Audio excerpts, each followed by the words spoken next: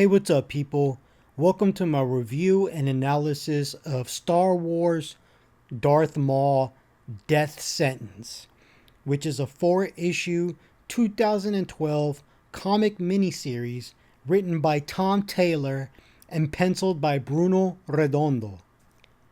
And this series follows Darth Maul and his brother Savage Opress as they become targets of a massive bounty hunt, which leads them to this mining planet where this indigenous population is just kind of put in the middle of this, I guess, three-way kind of drama between the Jedi, Darth Maul and his brother, and the guy that put the bounty out on Darth Maul.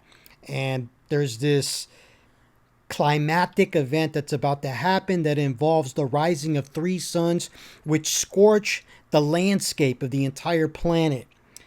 And yeah, I thought the story was very well written. I thought it was very intriguing and interesting. It felt original. I thought the artwork was good, really good for the most part. However, there are some panels where I felt like Bruce Redondo could have been, maybe he was being a little lazy, but overall, 85% of the artwork is amazing. So was the coloring. Yeah, this is a great story that's set within the canon of the Clone Wars CGI cartoon series.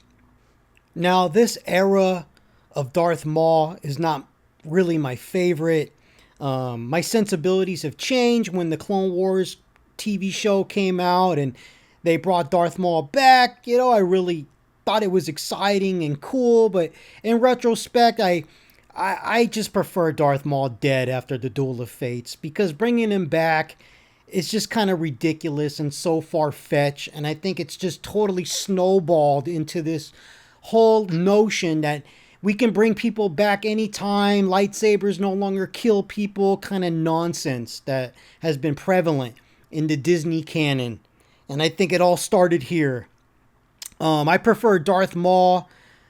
If we want more Darth Maul, I prefer to read prequel stuff, like things that he was up to before Phantom Menace, like Darth Maul Lockdown, Darth Maul Shadowhunter, and the miniseries, the comic book miniseries that came out under Dark Horse, things like that. But nevertheless, Darth Maul coming back, people like him because he's a cool character, right? So they kind of can turn a blind eye towards the absurdity, but if you really think about it, it's just absolutely ridiculous. I mean, this guy's running around with no dick. It's hilarious to me. He's cyborg from literally the belly button down. But whatever. I'm going on a tangent here. Coming back to this comic is great. I highly recommend it. Especially if you're a fan of the Clone Wars CGI cartoon. So let's begin this analysis. After slaughtering bounty hunters sent by the mining magnate Ja Boag on the planet Paklin, Darth Maul and Savage Opress, who basically Savage Opress is the brother of Darth Maul, if you don't know that by now, and this is all basically the foundation for this is all laid down in the Clone Wars CGI cartoon. So basically, the brothers set out to discover why Ja Boag is pursuing him, or pursuing them. Meanwhile, Jedi Master Salmara and her Padawan investigate Ja Boag's connection to Darth Maul, suspecting illegal activities on the planet Morjon. So, Darth Maul and Savage Opress arrive on Morjon and they confront Boag's forces and attempt to assassinate him, but the Jedi intervene just in time.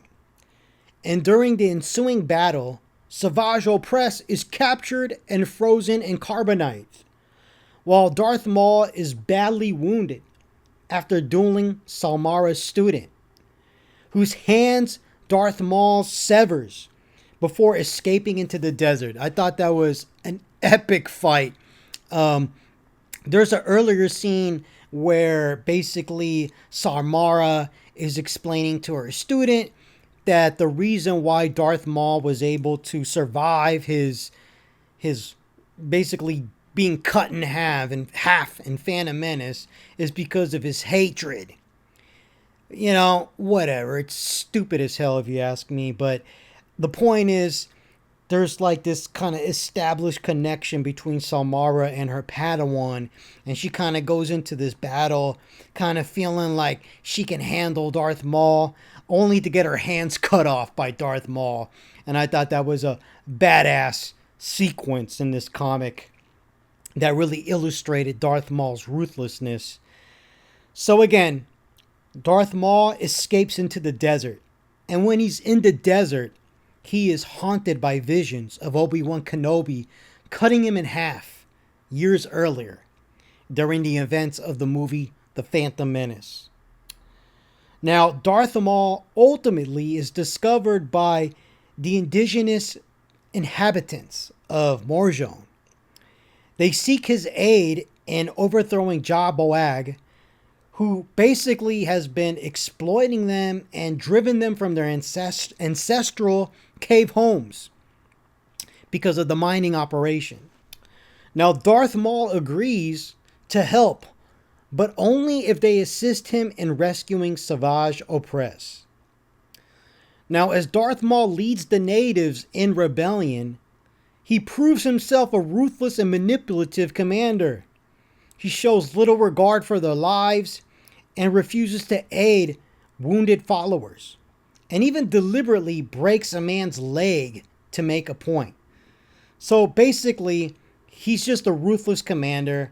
He has no empathy to those who are injured in battle or who get wounded in training, and he basically breaks one of these indigenous guys' legs just to illustrate the ruthless nature. But you know, all the while he's doing this, he's emphasizing that you have to be ruthless if you want to win this war against Jah Boag. Now, a blind elder among the natives believes in a prophecy. And basically, this prophecy has foretold the arrival of a demon during the rare event when Morjon's 3 suns rise together. An occurrence that happens once every 10 years and scorches the planet's surface as a result. Now, initially, thinking Maul may be this prophesized figure with a noble heart, the elder uses the Force to look deeper and realizes that Darth Maul would sacrifice every one of these indigenous people in order to service his own ambitions. Now, to silence him, Darth Maul kills the elder. He kills the grandpa by stopping his heart using the Force. Now, Jah Boag reveals that he placed the bounty on Darth Maul because Darth Maul had previously killed his primary exporter. As tensions rise, Obi-Wan Kenobi arrives with clone troopers, and the Jedi move to arrest Jah Boag for his crimes. Now, Darth Maul manipulates the natives into believing the Jedi are allied with the tycoon, Jah Boag, and attempts to prevent anyone to enter and leave the mining complex by disabling the blast doors. However, Obi-Wan and Jedi Master Judd use the Force to keep the doors open. Now, when Savage Opress is finally freed from captivity by Darth Maul, he kills Jedi Master Samara. As the deadly Triple Sun event begins and scorching the landscape, Jedi Master Judd sacrifices himself to ensure the indigenous people can reach safety within the mines. His actions transform him into the true demon in the light of local legend, while Darth Maul abandons the people he claimed to lead in order to rescue his brother. I thought the sacrifice by Jedi Master Judd was well written. I felt a lot of emotion when he sacrificed himself, and I love how it tied into this prophecy of the demon in the light. And the reason why, so I forgot to mention, the reason why some of these indigenous people believe in this, that either Maul or Judd are basically the prophecy, the demon in the light prophecies, because of how they look. It's because of the aesthetic. Darth Maul looks like the devil, right? He looks like a demon. And Jedi Master Judd also, he looks like a demon. He looks almost monstrous, right? But his heart is noble, which is why Jedi Master Judd aligns more with the prophecy of the demon in the light. Now, in the aftermath, Darth Maul and Savage Opress ultimately capture Jaboag and seize his fortune through a massive bank transfer. Having stripped him of his wealth and power, they eject him from an airlock into the vacuum of space, killing him. The series ultimately ends with the brothers victorious, having escaped both the Jedi and the bounty hunters while leaving behind a trail of destruction and death that underscores Darth Maul's ruthless nature. And that brings us to the end of this story. And I thought that was a great ending because it truly illustrated Darth Maul's ruthlessness and his cunning. And to be honest, I didn't like Jaboag, and I was rooting for Darth Maul and Savage Opress the entire time. I'm glad he got jettisoned into the vacuum of space to be killed. It felt good. Call me a Sith if you want. So yeah, this was a great story, well written, decent artwork.